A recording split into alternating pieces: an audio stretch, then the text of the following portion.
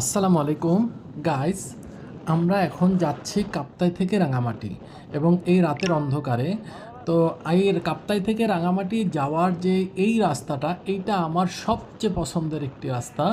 যদিও আমি এই রাতের অন্ধকারে আপনাদেরকে ওইভাবে দেখাতে পারবো না। এখন যে ভিউটা আছে এটা হচ্ছে কাপ্তাই শহর থেকে মাত্র কেবল শুরু।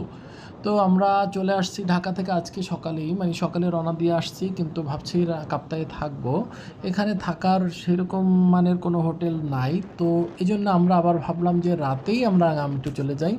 এই রাস্তাটা হচ্ছে আসাম বস্তি ব্রিজ হয়ে রাঙামাটি ঢুকবে এবং রাস্তাটার ভিউটা এত সুন্দর। এর পরবর্তীতে দুই পাশে সবুজ জঙ্গলের মধ্য দিয়ে উঁচু ছোট বড় গাছ আছে।